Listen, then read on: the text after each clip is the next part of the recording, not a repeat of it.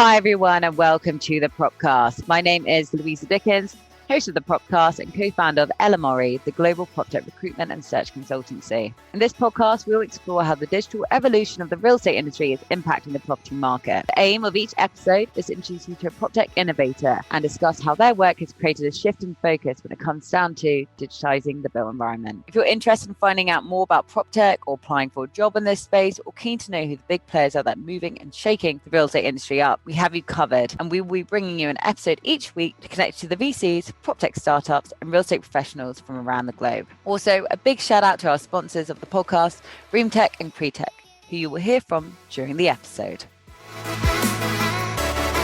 Today on the Propcast, we will be discussing how blockchain can be used to buy and sell real estate, and we are speaking with Dan Salmons, CEO of Coadjute. Now, on today's show, we will discover what blockchain really is, how it can be applied to real estate, and then a little bit more about Coadjute's product. So welcome to the show, Dan. Hi, Lou. Really lovely to be here. And so obviously, first of all, as we always do, a brief introduction to our special guest. Dan is a leader in innovation in financial services for something like 25 years. And Dan has held executive roles at Capital One, Barclays, NatWest, and has launched groundbreaking products, including contactless cards and mobile payments. He's been CEO and NED for several fintechs and advisor to Roche. And those not familiar with Coadjute connects the software that runs the property market in real time. Their open blockchain network connects the platforms already used by estate agents, financiers, mortgage brokers, and lenders, opening up a range of new connected possibilities. These include seeing progress updates in real time, securing sharing documents and messages, and even automating processes like payments. Their mission is to make buying and selling property a simpler, faster, and more transparent process for everyone involved. And we will also hear from Dan later and a little bit more about the national grid for the property market, and we'll delve into that a little bit more later. So once again, Dan, thank you for joining me. Can you give us a brief history of how you got into this space, why you felt property needed to be disrupted? But also, you've obviously had an incredible track record in fintech. Why the move into Proptech? Thank you. So, I suppose the first thing is I'm never a big fan of the word disrupted. I always feel it's quite destructive, isn't it? I almost don't think anything needs disrupting unless it's really awful. No, I always think of things in terms of they need to be sort of improved or digitized or sped up. And I think that's been a bit of a theme for things I've got involved in over the last sort of 20, 30 years. And certainly 20, 30 years ago, payments, financial services generally was desperately in need of improving and digitizing and speeding up. You know, it was the world of online, and then mobile was coming through, and yet it was still pretty difficult to do things. So yeah, I was lucky enough to be involved in early technologies like IDTV or WAP, for those who remember the early days of interactive television and mobile text. And then later, the first offset mortgages. I was involved in fintech before it was called fintech, I think. Yeah, just helping really to enable the world, particularly of payments in the online world. And I ended up doing all sorts of interesting things, including launching one of the first apps on the Apple Watch, which was an exciting experience with a company called Pay by Phone, which is the world's largest parking app. But a great example, actually, I always think the parking app of innovation in the world of payments that makes that bit of difference in your life. That's how I got involved in innovation and what I guess led me to Proptech. Talk to me a little bit more about Coadjute's product. I sort of summarized it briefly. We'd love to know a little bit more about your sort of mission and how your product sort of changed over since you started and got involved. Yeah, and I suppose what the core of the concept for Coadjute really is just looking at the way the property experience is today, the property buying, selling experience for most people. We tend to focus on the residential market, but this is true of others as well. It is just this long, laborious, opaque, complex process. And that's true objectively. That's completely.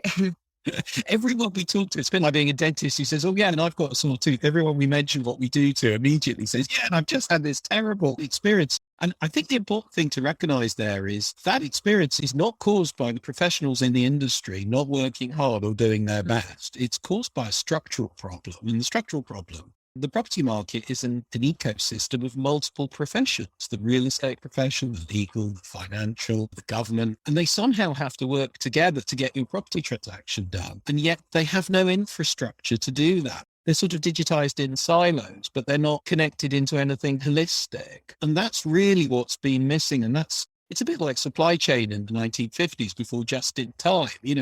When things aren't connected and communicating, then things move very slowly, even if the individual steps are quite good. So yeah, what Coadjute does is for the first time, it provides that infrastructure and the crucial difference. And these kinds of things have been tried a couple of times before, but what they've tended to do is say to everybody, we'll all use this system. If you'll all only just use this system or pool all your data centrally in some big database. And neither of those in a world of modern data control and security, it's not acceptable to tell everyone to put their data in the center.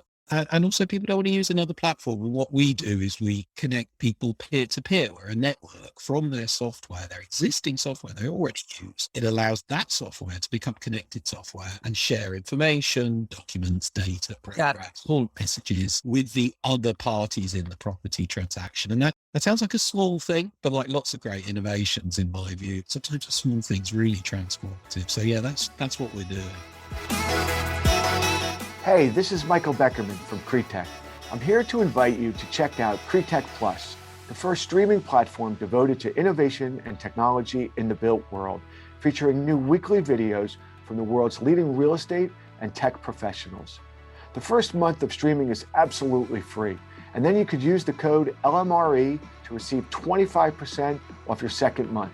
To learn more, visit plus.cretech.com. Yeah, and for those listening, some of you might talk about blockchain if you knew a lot more about it than you actually do. I know I definitely do, maybe when I'm speaking on a panel. But Dan, take us back to basics. What really is blockchain and how can it be applied to real estate?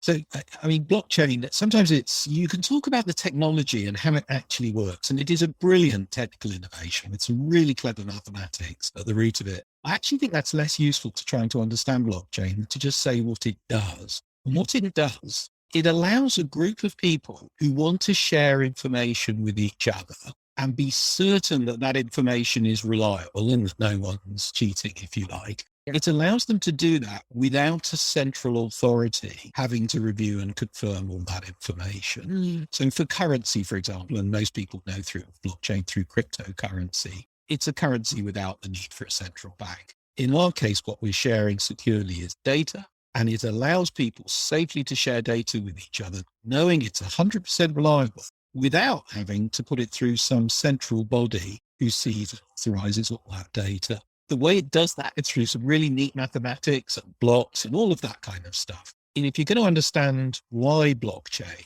is going to transform our world, and I think it will, I think it's one of those huge enabling technologies. Yeah. Just think of all the situations in life where the problem is you need everyone to be able to share information with each other without that. So, for example, you want to know where your food comes from in a supermarket. You'd like to know every step of the way from farm to that package. All of that information needs connecting and making available to you, but not all those people want to share it with each other, do they? So that can be done using blockchain. The same with pharmaceuticals to make sure that it's from a reliable source. Yeah. The same with international trade, where you want all the parties to be able to communicate and share data, but there is no one body who you want to own international trade. And that's what we're doing in blockchain. It's a new piece of infrastructure that allows people to securely share data and know it's 100% accurate without someone in the middle telling them it is. Yeah. And you mentioned the words of adoption, innovation, that can sometimes be quite intimidating to the everyday sort of man and women, especially in obviously the estate agent industry, which can be slightly archaic. I know they were some of the first movers, but what changes have you seen in terms of adoption and especially within the blockchain space? Blockchain's been around about 10 years. The last 3 or 4 years, it's really begun to mature, particularly in financial services. So many of the major banks are using it to do things like settlement and trade and so on. Yeah. So it's become established as a secure protocol for connectivity. It's now moving in much more to the consumer world. So you'll start hearing about it much more. And my favorite innovations are the ones where people will say to me, well, that wasn't hard. Why did it take so long? That just looks obvious to me. And I know, for example, in my early days with contactless cards, the fact it's so easy to use contactless is down to a lot of work that we did to make it just seem like the world's easiest thing. And that's what I want for this as well. I want people to get the experience of a estate agent with Coadjute as they log on to their existing software And now there is data on it that they haven't had to phone around for. It's just automatically updated from other parties. They can share messages on their software. They really don't need to worry about what's behind that and how all that mathematics works. The experience is, well, that's great. There's some extra information that's useful to me, and I can communicate directly with all of the other parties in the transaction with one connection. Brilliant. So the trick to adoption, and people get this wrong with innovation, and it's partly actually words like disruption and stuff. It's like, you've got to come up with something big and wow and revolutionary. I think that's a bad idea. I think that makes it a real barrier to entry. Well, I want to come up with something that feels effortless, easy, obvious, simple. Yes. Then you'll get fantastic adoption. And then gradually, of course, you can extend and expand what it does.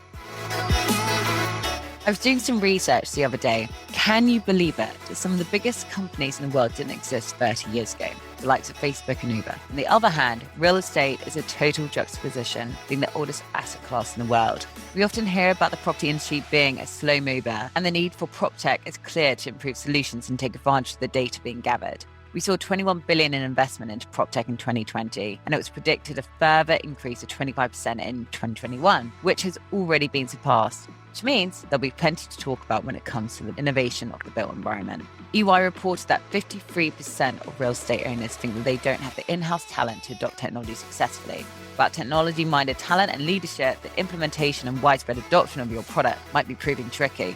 If that is the case, we are here to help. So head to our website, lmre.tech, and we can find the right talent for your company's needs. Who was your sort of first major client who took on your product? Any business that sort of particularly sort of sticks out? Well, I mean, we should give a shout out to the Land Registry, actually, who back in 2018, they ran the original project. They invited, people to pitch to them, to show them what blockchain could do for the Land Registry. And it was the founders of Coadjute that got involved in that pitch, that won it and established the business as a result. But it was the Land Registry's far-sighted enough to think that this industry needed the encouragement. But we've had some marvelous partners, I should shout out to people like Richard Price at Desres, Martin McDuff at Red Brick. These are people and firms who got involved in the early days when we were just piloting and exploring and learning to consider the options, and are still with us today. And many others have joined, and it does take some vision to get involved in something like this. Not because it can't be done, but because sometimes people lack the imagination to believe the world can ever be different. Yes. I remember with contactless cards, the biggest barriers people say, but you'll never replace cash. And it's like, well, why not? I know, let alone like a pound coin. Everything I do is literally through contactless or Apple Pay. Yeah. It's considered crazy stuff to suggest you replace cash, and even crazier stuff. I remember the early days when we were first putting payments on a mobile phone, and people said, people will never do that. It's not true. So you have to have the imagination, I think, if you're innovating, to believe the world could be better. And then actually, when you look at the practicality, what does it take to do this? It's far from impossible. It's eminently doable. And of course, now we are doing it, and Coadjute's getting well known. It's beginning its rollout. It's much easier for people to join because they can see it. But it deserves a special shout out, I think, to the people who were involved at the beginning. I mean, it's also normalizing certain things. There's so many industries where I remember when I first saw someone with like AirPods or earpods in their ears, and I was like, that's ridiculous. Or like the electric scooters on the road, I was like, they look so silly. And then let's tell you one, Lou, an ancestor of my wife's was the first person in London to use an umbrella in the 18th century. Yeah. And I love the idea of this guy walking around with this crazy contraption on a stick. Not doing, yeah. So obviously you've had a huge success and so quickly in the UK. Can you take it internationally? Surely it's the problem which is experienced overseas. It is. Every major country has a slightly different property market. They all have the same problem of being fragmented, of being a number of professions working together. And we've had huge interest overseas, actually. So, yeah, I think it's highly likely that you'll see Coadjute internationally over time. We've got lots to do in the UK. I think the UK, we were number 4 in the Olympic medal table, but on the world rankings of how easy it is to move property, we're number 32. So I'd like to see us move up that ranking considerably. So yeah, we've got lots to do here, but I do see plenty of international opportunity. And certainly, we've got people internationally talking to us already. Are there any sort of knock-on implications for this stage in industry in terms of like a short process, lots of topics? What does it mean for jobs or in the traditional world? Are there some people like, oh no, it's going to get rid of my job? You obviously talk about being the main sort of connect to them. What have you sort of seen, or have you had any sort of negative feedback or barriers to it? Honestly, we genuinely haven't, which has been incredibly gratifying. I would have to say I was expecting more, if I'm honest. You normally do get a bit when you're innovating because things are... Actually, people like new stuff. They don't like giving up old stuff generally. But the reception's been really warm. And I think it's because in this case, the bit that we're helping with is the bit no one likes anyway, the administration, the chasing. I mean, who doesn't want to have more up-to-date information and they're dealing with a property deal?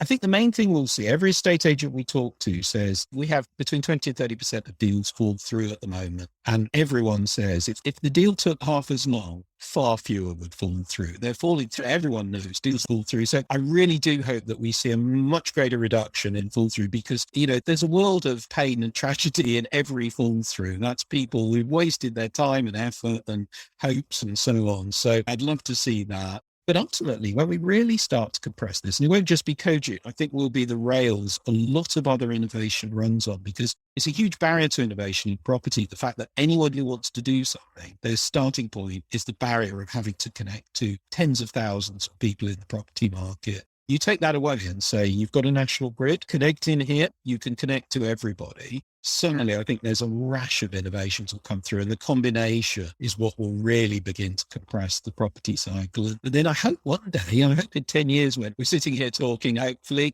people will be deciding when they move, not on the basis of possibility of when it will eventually be allowed, but on scheduling, on the basis of when they would like to move. I'd like to move in 5 weeks' time, please. And here's the date. And that can be scheduled instead of a rule constrained to what's possible. And it's a frustrating kind of process. There's not much in life where you have to do that. I've just sold my place in lovely Brixton, and that whole process took 7 months, and it was so bloody painful. So, yeah. And I wanted to move way before that, especially or we all went into lockdown, maybe somewhere of a garden would have been lovely.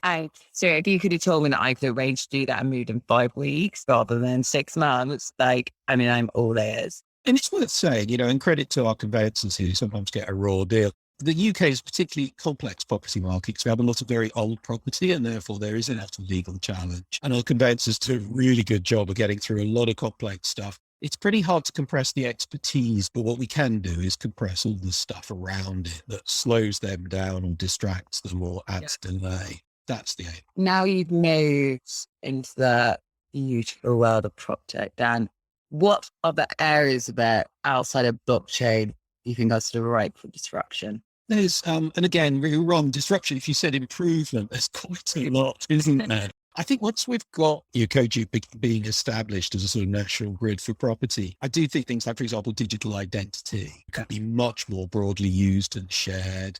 We're already working on things to improve the completion and the movement of funds at the end, because that's a really clunky process. So that can be hugely improved. But ultimately, just enabling more home buyers. Because the process is big and clunky, it also means it's not very flexible, and it's flexibility that allows people to come up with interesting ideas. And then the big missing bit for me at the moment, and this is because the data really isn't available prior to Coadjute, is things like consumer apps. There are really great consumer apps. There are some, but I think there's room for there to be much more and more helpful consumer apps for moving. And once they can plug into a grid, and we're already talking to some, then suddenly they can be communicating with all the other parties. I think that's a really exciting area that I'm sure we'll see expand the next few years. Awesome. For those new to LMRE, we're a global recruitment and search consultancy focusing on placing the best talent into the Proptech and real estate industry. We're extremely fortunate to work alongside the best VCs in the ecosystem to help scale their portfolios and their own teams. We've even had a couple of them on the podcast, such as Metaprop and Fifth Wall, who joined me back in season 1. We've recently started a campaign on our YouTube channel spotlighting a number of VCs from around the globe to take the opportunity to spotlight their business, portfolios, and gain advice from the inside for those looking to access the VC world from both capital and talent perspective. So, are you looking for funding for your own business, or interested in the VC landscape?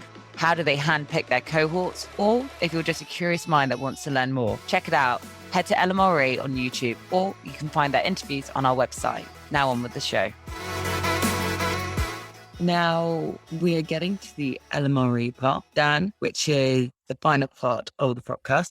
And it's there, obviously, L, lessons learned? You've given a few people a shout out already. So if someone you maybe haven't mentioned yet, or it could be a product, what's been the most rewarding aspect of working in Proptech, other than all the improvements you see happening due to Coadjute? And E, what are you most excited about, in the future for Proptech, Dan? So if you start us off with, what's your main lesson?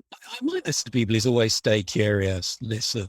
It's one of the things that's really important with innovation is no one knows. I mean, there is no expertise in innovation. One of the reasons why you iterate, prototype and try things out with real people is because the things you thought were going to be the case never are. I always discover users who we've already discovered it in the early days of Coadjute. We're already finding people using it for things we hadn't expected, which are exciting. And there are things that we thought would be super cool. They go, it's all right. That's not what I'm going to use it for. So, we're learning really fast. So yeah, be really curious, listen, try stuff out. Yeah, I'm a great believer in rolling your sleeves up. Innovation's all about perspiration. Ideas are really cheap. Anyone can have an idea. What's interesting is what happens when that idea meets the real world and you start actually making it happen. So I'm always saying to people, how do you get out there? How do you find out how this is actually going to work? That's for me, a good lesson for anyone innovating. Yeah, perseverance and a hell of a lot of trial and error, that's for sure. It is. There's no getting around it. I wish there was, but there's no getting around it. Okay, now, anyone you want to give a shout out to? Well, I definitely touched on it earlier. I mean, all of our various partners and supporters at the moment, I think do deserve a mention. They're involved in, I think, something really exciting. I think this will be a piece of national infrastructure that the UK is leading the world in. And I'm buzzed that so many are involved, actually. So yeah, I really would be remiss at not giving a shout out. It's worth saying there's never been something quite as collaborative as this going on in the market. It's quite a fiercely fought property market at the best of times. But the different parts of it don't necessarily communicate a lot about how they get on and what they're doing. They tend to be in their silos. So a huge credit to those who are genuinely seeing the world could be different and embracing it really quickly, actually. And by the way, that's not always, so people are saying, is it only the techie early adopter types? It's like, no, actually, we've been surprised as the contacts we get from estate agents, conveyancers, large and small, actually, who say, I've been waiting for this. We're going to have it. It's awesome. Okay, seems like been quite few rewarding aspects of you moving into Proptech. Is there anyone that particularly sticks out for you? Yeah, it has been really lovely bringing people together, actually. We've had quite a few people say, I've never worked with them before, or I've never been involved in something but the whole industry's doing quite like this. It's really important.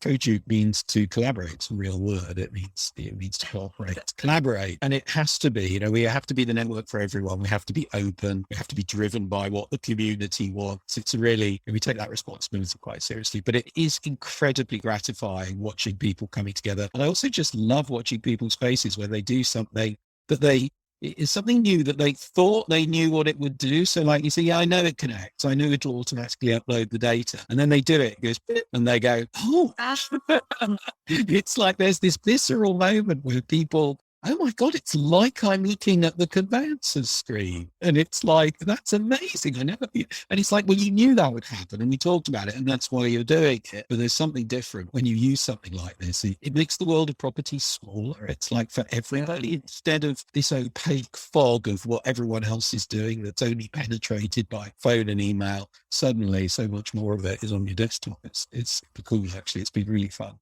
I feel like everyone needs to do a pilot of this. Right, okay, last but not least, what are you most excited about the future of Proptech, Dan? Oh, well, I think it's really exciting. I mean, property as an industry, if you rank it versus other industries, it's below ones like oil and gas or manufacturing in terms of digitalization. It is not the most digitized industry, despite some fantastic efforts and some great work. But I actually think it's getting it now. I think it's a decade or two behind financial services. Payments was a total backwater in the early 2000s. It's now considered it's almost sexy. And I think Proptech is now getting digitization. It's starting to see out for the trees. There has been plenty of nonsense. There always will be. But I think people are starting to find stuff that's properly useful. And yeah, I hope this is the beginning. And if I'm excited about the future, it's because I can genuinely imagine in 10 years, the property process being radically better.